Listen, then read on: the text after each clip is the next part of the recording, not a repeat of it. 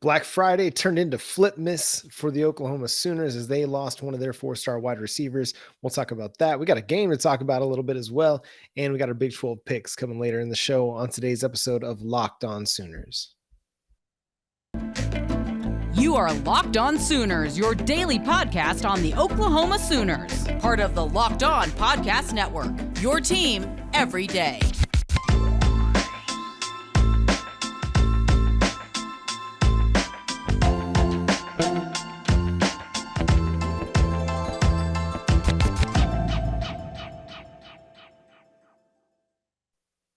Hey, what's up, Sooner Nation? Welcome to Locked On Sooners. Thank you for joining me, and thank you for making Locked On Sooners your first listen every single day. We are free and available on all platforms. Riding solo for an unexpected show for tonight. Wasn't planning on doing this one. Josh is recording or doing high school football broadcast, so he's not available. But when a player flips his commitment, we got to talk about it, and can't wait till Sunday night for the Monday episode. So we're going to break it down now. So Anthony Evans flips his commitment from the Oklahoma Sooners to the Georgia Bulldogs, something that had been long speculated. We talked about it on our show not long ago after he went to Georgia for the Tennessee game. And I mean, shouldn't be all that surprised, but still, when a player flips his commitment, it's still kind of a bit of a shock, especially one that's only been committed since August. He committed back on August 26th, the four-star wide receiver out of Judson High School in Converse, Texas. So here's the thing. Georgia was always going to be the threat. Georgia was the threat up until the day he committed, and Georgia maintained or stayed a threat all the way to now, and probably would have been up until signing day. It's a tough one. It's a blow. I get you want players, and you want the players that want to play for Oklahoma. Those are the guys you want. At the same time, like, you want to hope that Anthony Evans is the type of player that wants to play for Oklahoma. You cannot teach speed. Speed kills. Those are the things you hear NFL coaches, college football coaches say all the time, is speed kills. And that's not something that can be trained up to the elite level that Anthony Evans brings to the table. So he leaves his commitment on the table from Oklahoma and is on the way to Athens to play for Georgia. And he's a good player. I mean, there's a reason why Georgia wanted him. There's a reason why Oklahoma wanted him. There's a reason why Arkansas wanted him.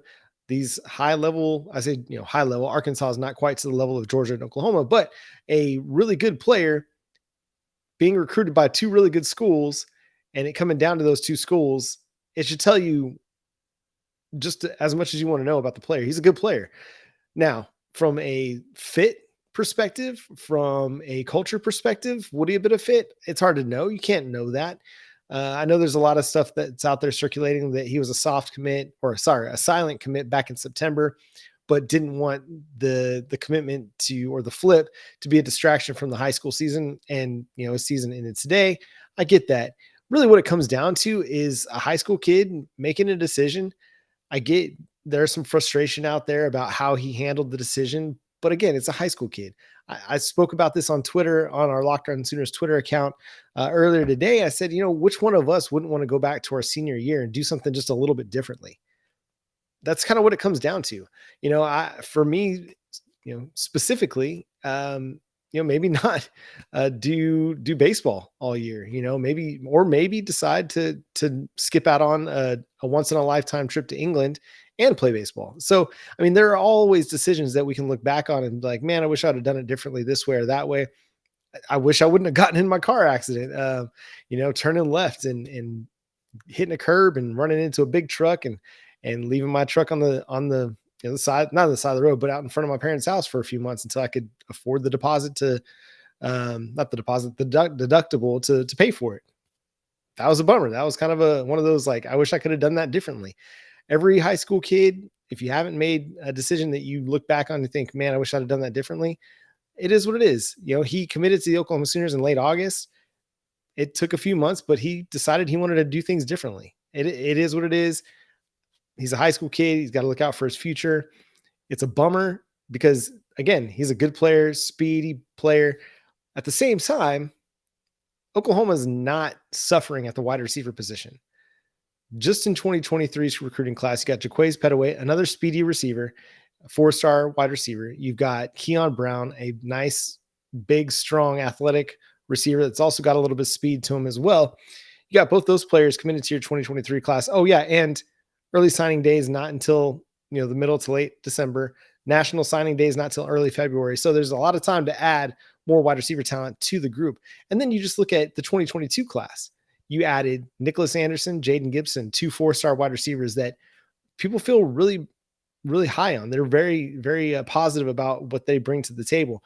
We saw a little bit of Jayden Gibson in the spring game. I mean, the dude's got that breakaway ability that you're looking for, big play ability, a guy that's able to take a slant route and then house it for 90 yards. Like that's something that stands out about him, aside from just his height and his athleticism and his length and his reach.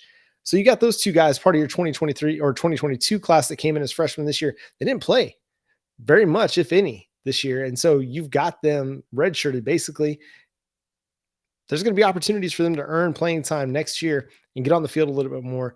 And I think after sitting for a year, they're going to be chomping at the bit to really get in there and make an impact. And that's kind of what I'm looking forward to for those two is, okay, you didn't get to play much. You didn't get to have an impact this year. What's it going to look like next year when possibly Marvin Mims is gone? Maybe Theo Weiss, although I don't know. I'm expecting Theo Weiss to return, maybe even Marvin Mims to return. But are those two guys going to be able to come in and kind of supplant one of those veteran wide receivers?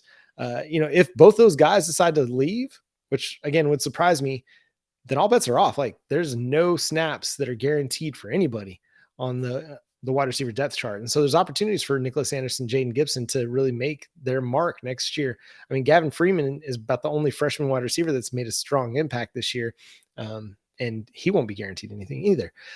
And then, you look at who are the guys, the young guys that are kind of making an impact right now. Jalil Farouk. I mean, he had a few bad drops this last game, but otherwise he's been a really good gadget guy for you. A guy that's done it all. He's, caught passes, caught touchdowns, ran the ball fairly well. He's doing really good on kick returns, things that he can improve on. Obviously he needs to work on his hands. He's struggling right now to catch the ball.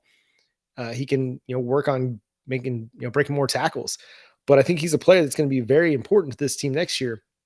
I was watching the Baylor-Texas game today while I was at work, and the thing that really stood out about Texas's offense is it was a lot of wide receiver screens, similar to what we've been seeing out of Jeff Lebby's offense the last few weeks as well. But the difference is that Oklahoma really doesn't have the guy that's going to break a lot of tackles and make a lot of people miss after the catch, like a Jordan Whittington at Texas or an Xavier Worthy, like two guys that have kind of a different edge to them. Marvin Mims is a good player, but he's mostly a deep threat. That's where he's kind of like made his mark for the most part. He can win in the short to intermediate passing game. We just don't see him do it a lot. And then you got a guy like Theo Weiss, who's just been, I just don't know if he's fully back yet from his injury from last year. I mean, he's playing and he's healthy, but as far as like game healthy, game ready, is he the same player that we saw pre-injury? I think there's still some question marks there. And so you don't really have a guy that, and Jalil Farouk could be this guy, a guy that's able to take a short screen pass and either bowl through a cornerback and pick up yards after the catch or make somebody miss and pick up yards after the catch. Because that's what we've seen him do on kickoff returns as a jet sweep guy. We've seen him do that a lot as well. So there are some wide receivers in this group that have a chance to be impact players for the Oklahoma Sooners. It's, whether it's the 2022, signees, Nick Anderson, Jayden Gibson, Gavin Freeman, or it's the 2023 guys, Keyon Brown, Jaquaize Pettaway, or it's a guy that's already on the roster, like, Jalil Farouk, that's a little bit older guy, or maybe your transfers, Javian Hester, or LV Bunkley Shelton, two guys that I was really high on entering the season. We just haven't seen them much this year. I think a lot of it is because they were summertime enrollees, so they didn't have as much time with the team as some of the veteran guys like a Drake Stoops, Marvin Mims, Theo Weiss, Jalil Farouk. I say veteran. Jalil Farouk has been with the team, so he's got more experience in Norman. So yeah, it's a bummer. I'm bummed that we lost Anthony Evans, but at the same time, I think there's a lot of options still on the table for Oklahoma to get dynamic play from the wide receiver position moving forward. It's kind of been a bit of an up and down season at wide receiver this year. Marvin Mims has had some great games. Drake Stoops has had some great games.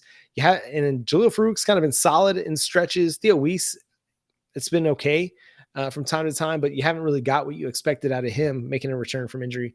And so I'd like to think that there is room to grow, and they got to get better, especially, with considering like Dillon Gabriel is probably going to be your starter next year. You got to have your wide receiver group take another step forward, because they're not really doing him very many favors right now. Even when he's been on target, there's been way too many drop passes for him. But c'est la vie, Anthony Evans, blessings to you. Hope you have a great future over at Georgia, except for if you play Oklahoma. If you play USC, make sure you go off for like 5 and 200, something like that. But against Oklahoma, maybe not so good. So coming up next, we're going to talk a few keys of the game for Oklahoma's matchup with Texas Tech. Then we'll also have our Big 12 or my Big 12 picks coming up later in the show. We'll do our Texas Tech keys of the game after the break. But first, let me talk to you about our friends over at Underdog Fantasy. This episode is brought to you by Underdog Fantasy, the easiest place to spice up college football season. It's easy to get started and easy to play while you're watching your favorite team play. You can go to Underdog Fantasy on the Apple App Store or the Google Play Store. You go over there, you pick your favorite players, you pick the over-under. You can set as many as 2 to 5 players from any team across the country, and the more players you pick, the more that you can win. All you got to do is pick the over-under, whether it's yards or receptions or touchdowns. It's the easiest way to play fantasy football. You can do it right now. Even though the Thursday games have happened, the Friday games have happened, there's still a lot of games happening on Saturday, and you can do that over at Underdog Fantasy. It's a really easy app to get into. You just go into the Underdog Fantasy app right here, and then you can hit the pick 'em right there. And then all you got to do is find, you can't even really see it because my phone is too bright, or my light's too bright. But then you just go and you look for, let's say we're going to find Dillon Gabriel. Dillon Gabriel's passing yards is set for 246.5. With the way he's been playing lately, I'm probably going to take the lower on that. But of course, this would be the week that Dillon Gabriel goes off. But let's do something that's maybe a little bit safer. Maybe an Eric Gray over under. Eric Gray's over under sitting at 106.5 rushing yards. I'd feel pretty good about that going into what could be his last opportunity to make a real strong impression on the NFL. So go to Underdog Fantasy. You can use our promo code over at underdogfantasy.com using locked on, one word, that's LOCKEDON, locked on at underdogfantasy.com. And again, thank you for making Locked On Sooners your first listen every single day. Also, go check out the Locked On Sports Today podcast with our man, Peter Bukowski. You can subscribe to the show over on YouTube or wherever you get your podcasts, but it's all the sports news that you need in under 20 minutes, highlighting the top stories from the night before. All right, keys to the game for the Oklahoma Sooners heading to Lubbock to play Texas Tech. First of all, to me, offensively, Dillon Gabriel's got to be more efficient. This is a player that you need. Like, you need him to be good for your team to put its best foot forward. In that first quarter against Oklahoma State, he was phenomenal. Absolutely fantastic. 14 of 18, over 200 yards, 2 touchdowns passing, 1 on the ground, just in control, looking great. Things were on fire. You're looking at it, you're like, man, we're going to put up 60 on Oklahoma State this week. Phenomenal. And then 5 of 11, I think, in the second quarter. Had an interception at the end of the half that, took some points off the board. In the third quarter was not very good. Fourth quarter, more of the same. Finished after going, 14 of 18 to start the game. He was just 6 of 22 over the final 3 quarters. You can't have that from your quarterback. We saw in the Texas game when he was not in the Texas game, just how valuable he was to this team. But when he plays like that, his value definitely diminishes. Interesting thing to look at. I know drops have been a problem for this team. There's been a lot of them, but one thing that I kind of picked up on over at Pro Football Focus as I was kind of just perusing the stats today is that it isn't just about the drops by the receivers, whether it's Marvin Mims or Jalil Farouk. I mean, Dillon Gabriel's been off target too. I mean, you look at his adjusted completion percentage over the last 4 weeks of the season, and it's 48th out of 83 quarterbacks in the football bowl subdivision that have at least 101 dropbacks over the last 4 games. 48. That's his adjusted completion percentage. So that's his completion percentage when you remove throwaways, when you remove drops, things that are outside of his control. So his completion percentage, it's kind of average, like it's middle of the pack, when you factor in the adjusted completion percentage. He needs to be better. He needs to be more efficient, more on target. Can't have the misses that we've had. Does his wide receiver group need to be better? Absolutely. I talked about that in the first segment. They need to help him out too. That when the ball is on target, they got to make the catch. Like something that's, I don't want to oversimplify things, but it's a really simple thing. Like there are several times, in that game that Oklahoma's going to be able to pick up yards if their wide receiver just makes the catch. Again, the drops aren't on him. You can't, those aren't him. Sometimes he's going to throw the ball away. Those don't get accounted for in adjusted completion percentage. So Dillon Gabriel, come have your best game or have a great game in this one so that you can finish the season strong and kind of allay any fears that there might be about Oklahoma's quarterback situation going into 2023. I think people feel much better about the backup quarterback situation potentially when you have a more experienced Davis Bevel or more experienced Nick Evers or more experienced General Booty, at least in the system. But then you're also bringing in a Jackson Arnold. One way to make sure that the we want Jackson chance or the Boo Birds don't come out early next season is to finish this season strong. I say one way to make sure, at least one way to kind of head it off at the pass a little bit. Because the thing that really hurt Spencer Rattler wasn't that he was playing terrible. I mean, there were some bad decisions at times, but he was playing good. Is that there was a 5-star quarterback sitting behind him, ready to take over, ready to take the reins if the starting quarterback faltered.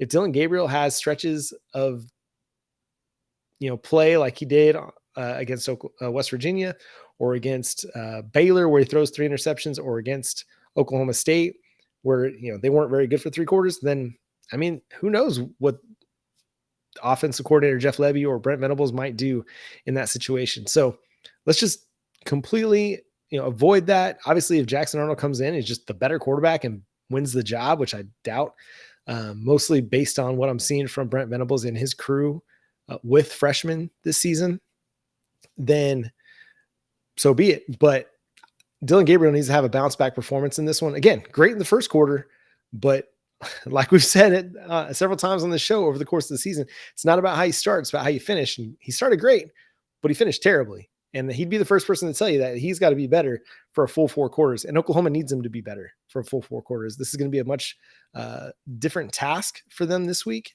Texas Tech isn't necessarily a great team, but they're playing pretty good offensively. So Dillon Gabriel's got to lead the way. He's got to lead the charge and be better, be more efficient, hit his marks, hit his throws. And when there are chances to make plays down the field, he's got to take them. Like, we can't play, behind the line of scrimmage the entire game. He's got to dictate the pace. Like, we didn't talk enough about his responsibility in slowing the game down when Oklahoma gets a lead. He's got to do that. And so that's where I kind of feel like Dillon Gabriel is going to be a big part of this thing. Eric Gray, obviously, he's a huge key to any game that Oklahoma plays. If he's able to get going on the ground, then it's going to be a good day for Oklahoma.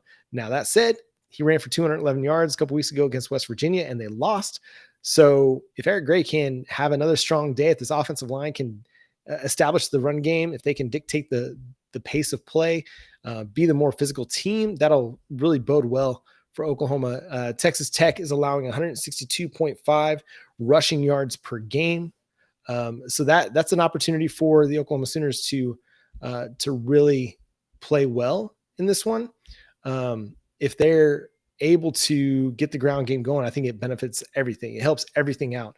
And from that, run play action. Like, that's a huge thing. Like, the most efficient that Dillon Gabriel was in that first quarter, and they're running a ton of play action. Like, I don't remember the exact numbers, but it felt like every single pass was off of a play action. Keep doing that. He seems to be really good at a play action. So let's run more of that. Defensively, Oklahoma's just got to get off the field. Like, Texas Tech's not great on third down. They're only converting at things like 36, 38% on their third downs. So Oklahoma, when they get Texas Tech into a long, third down situation, then they've got to be better. They've got to be the one that's winning those situations. The team that wins on third down generally wins the game. And Oklahoma has not been great on third down the last couple of weeks on offense. But if they can win on defense, then that's going to be really huge for them. Texas Tech comes in at they're only converting on third downs 36% of the time. Oklahoma's defense is getting off the field 40.2% or making a stop 40.2% of the time. And conversely, Texas Tech's defense is a little bit better than Oklahoma's. They're stopping teams 38.6% of the time on third down. So, that's going to be huge. Like the thing that helped Oklahoma last week against Oklahoma State is that in the first quarter, they weren't getting the third down. They were, first down, second down, first down, first down, second down, first down, or first down, first down. They weren't getting to third down. So avoid third down altogether. If you're not a good third down team, just don't get the third down. And defensively, Oklahoma's got to apply pressure. If Oklahoma can apply pressure on one of these Texas Tech quarterbacks, it's probably going to be Tyler Shuck. If they can apply pressure, that's going to be golden for the Oklahoma Sooners because so Texas Tech is allowing their quarterbacks to be pressured at least 30% of the time between Donovan Smith and Baron Morton and Tyler Shuck. That's a lot. That's 3 out of every 10 dropbacks is a pressure. That's pretty solid or not great for the Texas Tech offensive line. And they're not good when under pressure. So, Tyler Shuck, he's been pressured on 34 dropbacks. He's only 6 of 17 for 65 yards, 3.8 yards per attempt with no touchdowns and an interception. He's been sacked 7 times, according to Pro Football Focus. And they've only, converted 7 first downs when he's been under pressure. So get him under pressure and there's a good chance that good things are going to happen for your defense. So apply pressure, which they were great at last week. Against Spencer Sanders. They had Spencer Sanders under duress almost the entire game. They bring that same effort and that same energy and apply it to this game against Texas Tech. It's going to be a really long day for the Red Raiders. So coming up, going to talk about our Big 12 picks. I'll give you my pick for this week as well. We'll do that after I talk to you about Upside here after the break. Upside, it is the best way to save on cash back. You can get cash back from grocery shopping, going to the gas station, dining out. That's the best thing, right? You go and you have fun dining out, but hey, you're putting some money back in your pocket with the Upside app. It's an incredible app for anyone who buys groceries, goes to the store, goes get gas, which is pretty much everybody, right? Everybody goes to the grocery store. Everybody goes and gets gas. And this is the best way to save on some of the inflation that we're all hitting. We don't have to cut back because you get cash back on every purchase. We had a listener, over on the YouTube side comment that he had saved a ton of money using Upside. And so, it's a great way for you to get cash back in your pocket. So go to the Upside app, use our promo code locked on to get $10 or more. Sorry, promo code locked, LOCKED, to get $5 or more cash back on your first purchase of $10 or more.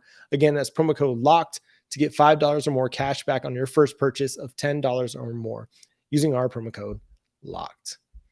All right, and now it is time for our Bet Online picks of the week. We're going through the Big 12 here. A lot of great games though on Saturday. You got the game between Ohio State and Michigan that is probably the game of the week. But I think there's a lot of really intriguing matchups that happen in the Big 12. Starting off with TCU. Like TCU is looking to clinch an undefeated regular season against the best defense in the Big 12 in Iowa State. And I don't know that that's going to be an easy game for them. TCU has been really, really good offensively all season long. But they haven't faced a defense as good as Iowa State. Iowa State's defense has done a really great job against everybody this year. But they haven't been able to score enough offensively to win these games. So TCU's coming in at -10 favorite over Iowa State. And I like the Horned Frogs. I really do. I know, Iowa State's defense is great, but remember Oklahoma, they won by a big number 2 against the Cyclones. So I think TCU comes in. There's no way that this is going to be a letdown game for them. They're going to come in hot knowing that they've got, an undefeated season. They've got the Big 12 title game clinched, but they still have to win every single game to continue to, set the kind of set their reputation amongst the College Football Playoff Committee and really amongst national observers. Like Paul Feinbaum again this week, just kind of put his foot in his mouth and he's like, nobody's going to watch the Big 12 championship game. I mean, it's kind of sorry. Like, of course people are going to watch the Big 12 championship game. It might not move the needle like Georgia LSU will, but it's definitely going to be maybe more intriguing than whoever comes out of the Big Ten East, whether it's Michigan or Ohio State versus Iowa. Like, are people going to be tuned in to watch Iowa's offense struggle against either Michigan or Iowa or Ohio State? No, nobody's going to be interested in that. You look at the Pac-12. I mean, yeah, there's an intriguing matchup to be had over there between USC and maybe Oregon. Like, that's a lot of fun to watch. But I think this TCU and what we think is going to happen is going to be Kansas State. I think that one could be a lot of fun too. Like, I think those two teams played a really good game a while back. Will Howard's playing really good football right now. I think this is going to be a really good matchup in the Big 12. So TCU's still got a lot to play for in that one. But give me the Horned Frogs minus the 10 over Iowa State. Speaking of Kansas State, they're hosting Kansas. Jayden Daniels is back at the helm. Man, that 12 points, that seems like a lot of money to lay, or a lot of points to be laying if you're Kansas State. But the Jayhawks didn't look really good against Texas last week. I figured they'd be better than what they were with Jayden Daniels back. Maybe it just took a week to knock the rust off. Maybe he comes back this week and he has a standout performance. I think Kansas State wins this game, but Kansas has played way too many close games over the last 12, 13, 14 months for me to just be like, yeah, Kansas State minus 12, no problem. So if you're looking to bet on this one, give me Kansas plus the points in this one. Although I do think Kansas State wins this outright. Oklahoma State looking to bounce back against West Virginia, minus 7.5 point favorites. I like Spencer Sanders. I like the Cowboys. I think their offense plays better. He's probably going to be a little bit better rested, a little bit more healed up. I don't trust JT Daniels and the West Virginia Mountaineers. Doesn't matter. It probably might be a high scoring game, but I think, Oklahoma State's offensive skill talent, which we saw last week, that was pretty good. They just couldn't finish drives, couldn't score touchdowns.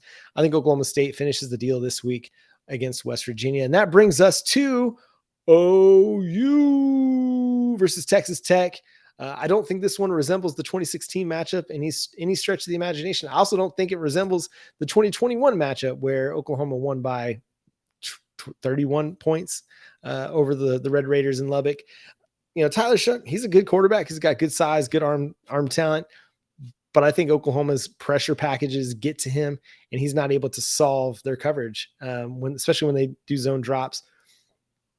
I think Ethan Downs builds off of his team leading 6 pressures from a week ago, and he has another really strong game. Danny Stutzman's really been playing well over the last month of the season.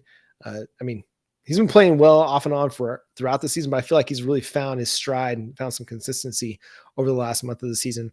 And then on the outside, CJ Colden, I think he's going to get another pick. Like, he's just been a pick magnet, man. He's been flying around the football all season, or at least in the last few games where he's gotten a start for the Oklahoma Sooners at cornerback. So I like Oklahoma. I think they cover this one. -2 is kind of an odd spread, but I really do like the Sooners minus the points in this one to get the win, get to 7-5, and have a chance at an 8-win season going into the bowl season. And that's going to do it for today's episode of Locked On Sooners. Thank you so much for tuning in and making Locked On Sooners your first listen every single day. We're available on every podcast platform, everywhere you look. We're available on YouTube, so go subscribe to the show over there.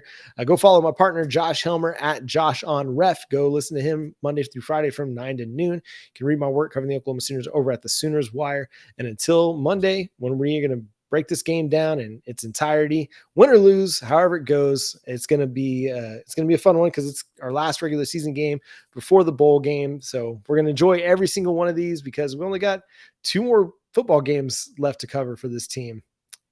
And just like that, the season was gone. So hope you have a great weekend. Enjoy the game Saturday night. It's on Fox Sports 1 starting at 6:30 down there in Lubbock. And until then, I'm John Williams, Boomer Sooner.